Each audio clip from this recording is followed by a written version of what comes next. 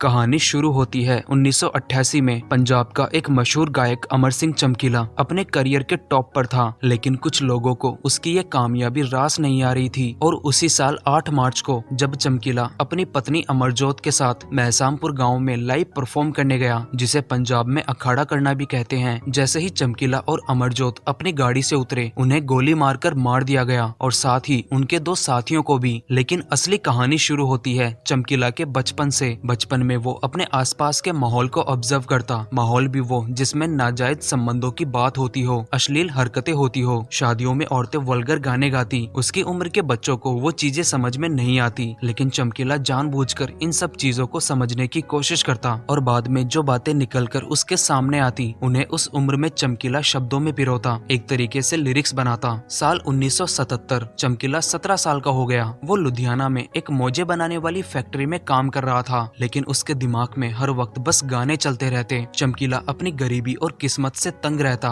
उसे कैसे भी अपने हालात बदलने थे। एक दिन वो एक केसर नाम के आदमी से मिलने जाता है जो ढोलक बजाता है, जितेंद्र जिंदा के यहाँ। जितेंद्र जिंदा उस वक्त पंजाब के ठीक ठाक मशहूर सिंगर्स में से एक था। चमकीला केसर के पास जाकर रिक्वेस्ट करता है कि उसे एक बार जितेंद्र से मिलवा दो। केसर पहले तो चमकीले को इग्नोर करता है, लेकिन उसके बार बार रिक्वेस्ट करने से वो मान गया और अगले दिन उसे जितेंद्र के ऑफिस में बुलाया। चमकीला ने जितेंद्र को अपना खुद का लिखा हुआ गाना सुनाया और वो जितेंद्र को वाकई बहुत पसंद आया। जितेंद्र ने चमकीला को अपने ऑफिस में एज ए नौकर काम पर रख लिया। चमकीला ने अपने केस भी कटवा दिए। इसके बाद चमकीला ने उसके लिए कुछ गाने लिखे जो लोगों को बहुत पसंद आए, लेकिन अभी भी उसे कोई नहीं जानता था क्योंकि वो स्टेज के पीछे था। फिर आया 1978 जब जितेंद्र और उसकी टीम चंडीगढ़ में लाइव परफॉर्म, जिसे अखाड़ा कहते हैं, करने गई। लेकिन बहुत देर होने के बाद भी जितेंद्र अखाड़े पर नहीं पहुंचा। उसकी टीम वहां उसका इंतजार कर रही थी और लोग गुस्से के मारे पागल हो रहे थे। आखिर में केसर ने ऑर्गेनाइजर को चमकीला का नाम सजेस्ट किया क्योंकि ये अच्छा गाता है और जितेंद्र के गाने भी यही लिख रहा था। ऑर्गेनाइजर ने चमकीले से स्टेज पर लोगों को संभालने की रिक्वेस्ट करी जब तक जितेंद्र नहीं आ जाता। उसके लिए ये एक अच्छा मौका था लोगों के सामने अपना टैलेंट दिखाने का। वो मान गया और उसने जितेंद्र की को सिंगर सोनिया को अपनी लिरिक्स दी, लेकिन सोनिया ने मना कर दिया कि वो नौकर के साथ स्टेज शेयर नहीं करेगी। फिर चमकीला अकेला ही स्टेज पर चला गया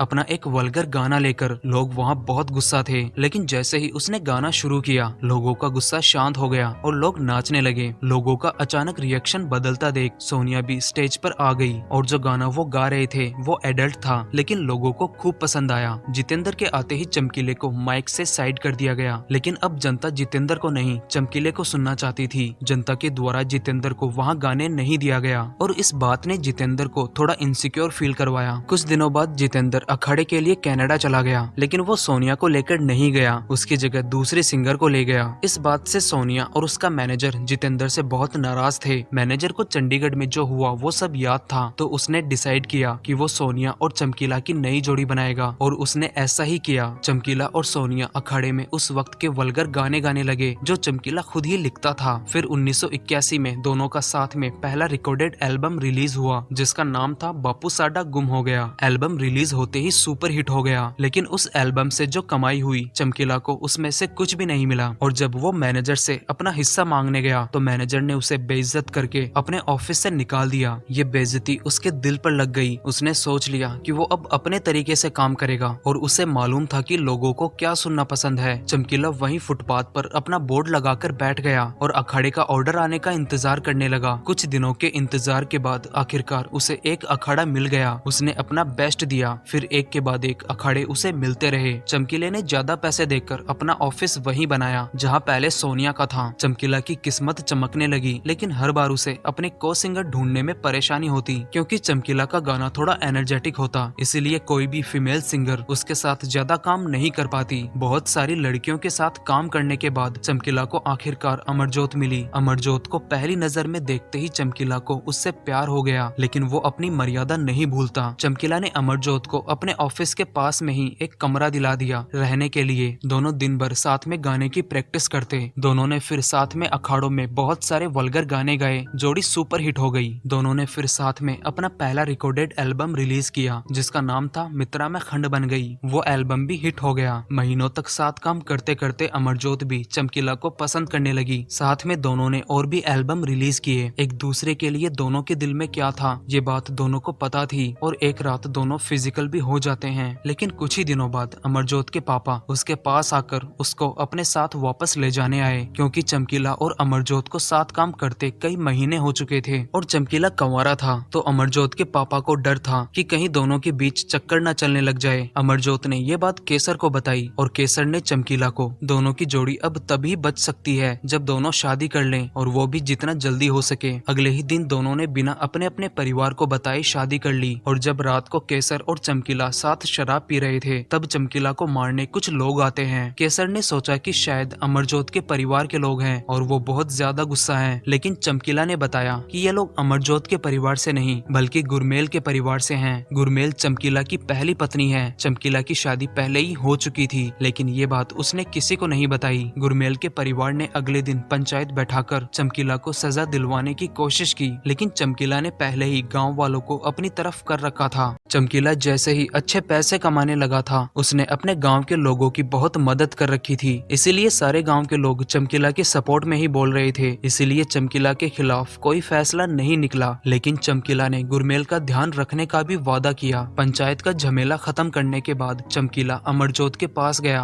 अमरजोत को भी अब तक चमकीला की पहली शादी की खबर मिल चुकी थी। वो उससे नाराज थी, लेकिन चमकीला ने उसे समझाया कि हमारा साथ होना बहुत जरूरी है। हम दोनों बहुत गरीब परिवार से आए हैं, अगर साथ नहीं रहेंगे तो दोबारा वहीं चले जाएंगे। चमकीला की बात अमरजोत समझ जाती है और अपनी नाराजगी खत्म कर देती है। दोनों फिर दोबारा वैसे ही अखाड़े करते, बैक टू बैक अपने एल्बम रिलीज करते जो सुपर हिट होते। उनके एल्बम अब ब्लैक भी होने लगे। पंजाब में उस वक्त नाच गाने का मतलब चमकीला होने लगा, लेकिन इतनी फेम और पैसा मिलने के बाद भी उसमें घमंड थोड़ा सा भी नहीं था। वो अपनी ऑडियंस को सबसे पहले रखता। और फिर आया साल 1984। पूरा पंजाब दंगों में जल रहा था। सभी ने सोचा कलाकारों की दुकान बंद हो गई, क्योंकि लोगों के पास राशन और दवाइयों तक के पैसे नहीं थे। तो गानों के रिकॉर्ड कौन खरीदेगा, अखाड़े कौन लगवाएगा और सुनेगा कौन। लेकिन वो परिस्थिति चमकीला के लिए उल्टी साबित हुई। उसके गानों की वजह से उस वक्त सारे लोग डर और चिंता में थे। उसी चीज को कम कर रहे थे चमकीला के गाने, क्योंकि उसके गाने वल्गर और मजाकिया थे जो लोगों का डर और चिंता कुछ वक्त के लिए दूर कर देते। इसी वजह से उस वक्त भी चमकीला के अखाड़े बराबर लग रहे थे और सुनने के लिए लोग भी उतने ही आ रहे थे जितना पहले आते थे। रिकॉर्ड की बिक्री में भी कोई कमी नहीं आई और देखते ही देखते चमकीला पंजाब का हाईएस्ट रिकॉर्ड सेलिंग सिंगर बन गया। लेकिन इस कामयाबी के साथ शुरू हुई उसकी बदनामी। अचानक अखबारों में चमकीला के वल्गर गानों की बुराई शुरू हो गई। चमकीला को मीडिया के द्वारा समाज में एक चीप आदमी की तरह पेश किया जाने लगा जो औरतों के बारे में सिर्फ ओछी बातें लिखता है। ऑल इंडिया रेडियो ने भी उसके गाने बैन कर दिए। अमरजोत को भी आसपास के लोगों से ताने सुनने को मिलते कि वो गंदे गाने गाती है, लेकिन दोनों ने अपना काम बंद नहीं किया। वो वैसे ही हमेशा गाना गाते रहे, लोग वैसे ही उन्हें प्यार करते रहे। लेकिन कुछ ही दिनों बाद चमकीला के पास धमकी भरी चिट्ठियां आने लगी कि अगर उसने गंदे गाने गाना बंद नहीं किया तो उसे गोली मार दी जाएगी। और ये चिट्ठियां धार्मिक संगठनों की तरफ से आई थी। उसी वक्त चमकीला और उसके साथियों ने नोटिस किया कि मोहल्ले में एक बंदा घूम रहा है जिसका नाम सीविया है। वो धार्मिक संगठनों से जुड़ा हुआ है और लोगों को चिट्ठियां भी बांट रहा है। उन्होंने सोचा कि शायद यहाँ भी चिट्ठियां उसी ने डाली है। चमकीला सीविया से जाकर बात करता है, उसे जबरदस्ती अपने घर ले जाकर पैसे ऑफर करता है, इस उम्मीद में कि शायद वो पैसे के लालच में उसे धमकियां भेज रहा हो। सीविया को जब सारा मैटर समझ में आया तो उसने चमकीला को समझाया कि उसने उसके ऑफिस में कोई चिट्ठी नहीं छोड़ी और लोगों को चिट्ठियां बांटना उसका काम है। चमकीला की परेशानी देखकर सीविया उसे एक सिख धर्म गुरु के पास लेकर जाता है। साल था 1985। चमकीला ने उन्हें अपनी परेशानी बताई तो गुरुजी ने उससे वादा लिया कि वो आज के बाद गंदे गाने नहीं गाएगा और बदले में उसे कोई कुछ नहीं कहेगा। चमकीला ने भी उन्हें वादा दे दिया। इसके बाद उसने डिसाइड किया कि वो अब धार्मिक गाने बनाएगा और अपना पहला धार्मिक गाना नाम जपला रिलीज किया। वो गाना भी सुपर हिट, एक के बाद एक धार्मिक गाने बनाए, सारे हिट। हर गाना मार्केट में ब्लैक में बिक रहा था। चमकीला अब धार्मिक अखाड़ों में जाने लगा, लेकिन कुछ ही दिनों बाद अखाड़ों में लोगों की फरमाइशें आने लगी कि उन्हें उसके पुराने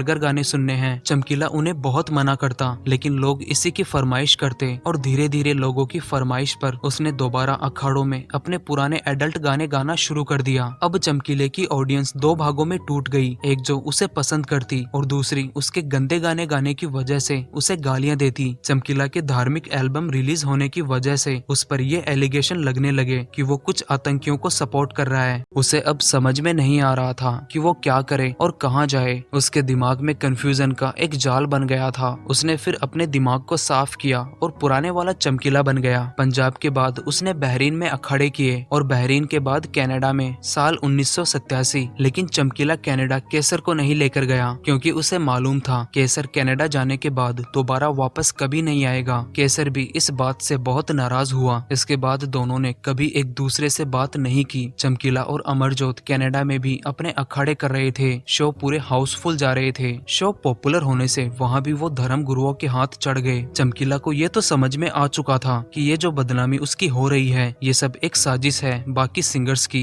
क्योंकि पंजाब में ऐसे भी सिंगर्स हैं जो उससे भी ज्यादा वल्गर गाने गाते हैं, लेकिन नाम सिर्फ उसी का उछलता है क्योंकि उसके गाने ज्यादा बिकते हैं। धर्म गुरुओं ने सभी के सामने उसे कुछ प्रॉमिस करवाए, जैसे वल्गर गाने नहीं गाएगा, शराब नहीं पिएगा, मांस नहीं खाएगा और बीड़ी नहीं पिएगा। चमकीला को बीड़ी की आदत थी, लेकिन चमकीला के अंदर से अब डर निकल चुका था। उसने एक कान से गुरुओं की बातों को सुना, दूसरे कान से निकाल दिया और दोबारा से वही करने लगा। फिर चमकीले के खिलाफ जानबूझकर एक नेगेटिव माहौल बनाया गया कि चमकीला धर्म और समाज का दुश्मन है, उसे रोकना चाहिए। पंजाब में कुछ लोगों के दिलों में चमकीले के खिलाफ बहुत गुस्सा भरा हुआ था। चमकीला कनाडा में था। पंजाब से सीविया उसे बताता है कि उसके खिलाफ यहाँ माहौल थोड़ा गर्म है। सीविया चमकीले को सलाह देता है कि कुछ दिन गाना बजाना छोड़ दे और वहीं कनाडा में रहे। पंजाब आया तो कोई ना कोई मार देगा, लेकिन चमकीला दोनों ही सलाह मानने को तैयार नहीं था। गाना बजाना उसकी जिंदगी थी, वो ये नहीं छोड़ सकता। उसे इस बात का अंदाजा था कि उसकी जान को अब खतरा है। उसने अमरजोत को कनाडा में ही रुकने को कहा, लेकिन उसे उसके साथ रहना था। दोनों पंजाब लौट आए। बहुत सारी धमकियों के बाद भी दोनों अखाड़ा करते रहे। कुछ महीने और बीत गए। वक्त के साथ चमकीले के फैंस भी बढ़ने लगे और फिर आई 8 मार्च साल 1988। चमकीला और अमरजोत अपने अखाड़े के लिए मैसामपुर गांव आए। गाड़ी से उतरते ही दोनों को गोली मारकर मार दिया गया। शमशान घाट में ना तो कोई चमकीला और अमरजोत का प्रशंसक था और ना ही नफरत करने वाला। हर कोई बस उनकी लाश को देखने आया था और जो जान पहचान के थे उनमें लाशों के साथ फोटो खिंचवाने की होड़ लगी थी।